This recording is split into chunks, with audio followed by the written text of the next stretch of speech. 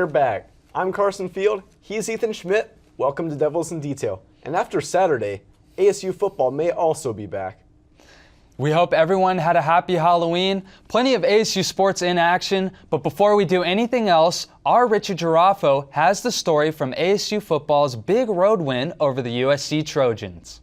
The Sun Devils' trip to Los Angeles, well, it proved to be a good one. They were able to defeat the USC Trojans by a score of 38-35. They were able to offensively establish their identity and defensively dominate yet another game. But the biggest thing for the Sun Devils this week, the mentality they took into this road game. I told the guys before the game started, I said, whatever we do today, guys, we're not gonna look at the scoreboard. We're going in halftime. I said, don't look at the scoreboard.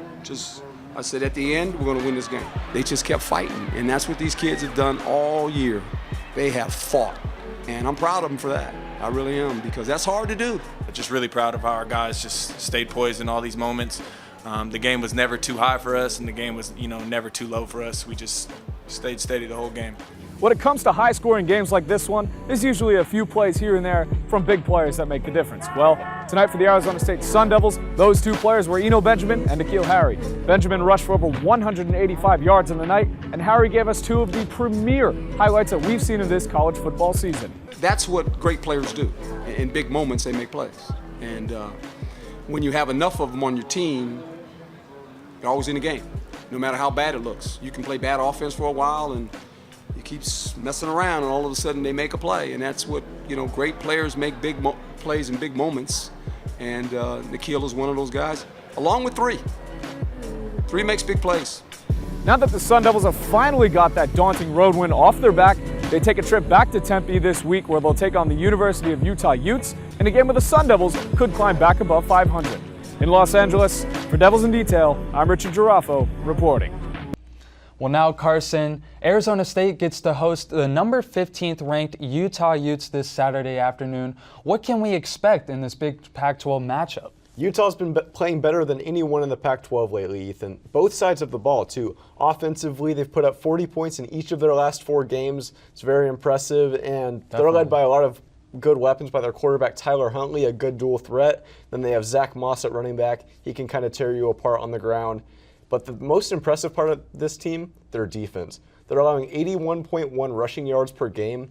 That's stout. That's amazing. It's 3rd in the nation, number 1 in the Pac-12. So I'm not sure Eno Benjamin's going to have much space to run, but I think Manny Wilkins, if he has a good game, he can kind of make up for that. But N'Keal Harry has to have another big game, do some big things, score some big touchdowns.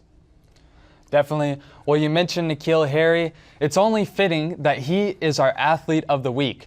The junior wideout made incredible plays that showed why he is projected to go first round in the 2019 NFL Draft. The local product out of Chandler High School continues to display his dominance every week in ways people never thought to be possible. Harry helped ASU get back on the right track with a major road win over the Trojans. He had 4 catches for 95 yards and a touchdown, along with the game-changing 92-yard punt return for a score. And that is our Devils in Detail Athlete of the Week. Now we move from football to football, as I am joined by soccer reporter Edwin Perez. And Edwin, this team has been able to get on form lately, winning their last 4 games. What has been clicking for the Sun Devils? It's all been the offense. I mean, the duo of Marlene Schimmer and Nicole Douglas has done wonders for the team. I mean, in their 10 wins, 9 of them, they have outshot the opponent. So as long as they get their offense clicking, it looks like they'll win the game. All right, so you mentioned Schimmer and Douglas. Who is one player, the most important player, who will be important in these last couple of games? I think it's all about Nicole Douglas. I mean, Marlene has done great for the team, but at the end of the day, Nicole Douglas has gone back, helped the team, and in 10 of their wins, 7 of them, she found the net, so it's all about her. 2 tough games to end the season. Edwin, what are your expectations in these last couple of games? I think in the Arizona one, it's more of a winnable game, so they need to find a way to win that game. If that's maybe creating more opportunities, because it's going to be a physicality battle because U of A is a stronger team. But for the Stanford game, it's going to be a tougher game since they are the number 1 and the defending champion. So they need to figure out, at least compete at the end of the day, then they'll make the postseason as long as they win that U of A game. And there you have it. Thanks, Edwin. Now we move from the pitch to the ice. Sun Devil hockey is rolling. The team swept the University of Nebraska-Omaha this past weekend, scoring 13 goals in 2 games. Hockey reporter Chase Dryberg is here with us today. Chase, how are you? Good, thank you for having me. Awesome to have you on. So Chase, ASU went from 1 vote to 20 votes in the USCHO poll after their big weekend over UNO. So what is the significance of this? Honestly, Ethan, it's like Coach Powers said, it's whatever. This team has beaten teams that are all winless, and now they've got to start beating the teams that are above them and the teams that they should be beating. And that starts this weekend with Penn State. Last year, it was okay to just contend with these teams. Not anymore. Not with the depth that is on this roster, and not with how good this team has been early on. If they want to keep climbing up those polls and eventually get ranked in that top 20, it starts this weekend against Penn State. Well said, Chase. Sophomore Johnny Walker absolutely went off over the weekend. He now has 8 goals in as many games and leads the nation in goals scored. How has he been able to be so successful for this team early on? Ethan, it starts with capitalizing on the opportunities he's been given, especially on that power play. 5 of those 8 goals have come on the power play. With that 1-3-1 formation, it really sets themselves up well to have a good shooter on that left side, which is Johnny Walker. And Dimitrios Koumantzis has done a great job of drawing defenders to his side on the strong side and swinging it over to the weak side to give Johnny Walker those shots. Moreover than that, Johnny has been taking a lot of shots.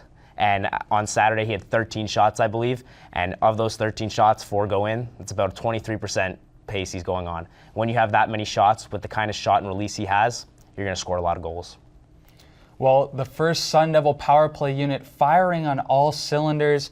And we talked about Walker's offensive prowess, but who do you think has been maybe one of the more unsung heroes for this team early in the season? You don't have to look anywhere beyond Mr. 100, Anthony Croston. Anthony Croston has been unbelievable for this Sun Devils team this season, both on and off the ice, as a great leader, being a senior. On the penalty kill, he's been used a lot. He's had to be out there a lot every single game, and beyond that, when they're even strength with his line mates Dylan Hallman and PJ Morocco, he's been great. They've been able to get offensive scoring chances on even strength, and when he's on the penalty kill, he's been getting those scoring chances and having that puck hemmed in the opponent's zone, and that's been great. And Anthony Croston has been unbelievable for this Sun Devils team. Yep, Phoenix native Anthony Croston played in his 100th career game as a Sun Devil last Friday. But Chase, finally, the Sun Devils go on the road to face number 6 Penn State, who is 5-0-0 so far to start their season. So what will be the keys for ASU as they head east this weekend? They've got to get off to a quick start this weekend. They've got to make sure that from the puck drop, they've got to be firing on all cylinders. Penn State's been great this season on both ends of the ice. Their goaltender Peyton Jones has been unbelievable. He was just named the Big Ten Player of the Week, and they're also scoring second in the NCAA in goals per game. They've got scores going across the board. So they've got to be great on defense. Joey Decord's got to be great behind them, and they got to capitalize on the scoring chances they get. And it's looking like they're not going to get a lot of scoring chance against this Penn State team. So when they do get those chances, they got to score on them. And lastly, Ethan, they got to stay out of the box. Well, it should be an outstanding series. Chase, great work as always. You can check out all of his content and the rest of our Sun Devil hockey coverage at devilsindetail.com. ASU volleyball lost both of its matches this past weekend to the Oregon schools. The Sun Devils lost in 3 sets to the Ducks on Friday and 4 sets to the Beavers on Sunday. After the 0-2 weekend, ASU is now 13-11 overall and 4-8 in conference. Next week, the Sun Devils head to the Pacific Northwest for matches against Washington and Washington State. ASU women's basketball is right around the corner. The Sun Devils made it to the Pac-12 semifinals and the second round of the NCAA tournament just a year ago.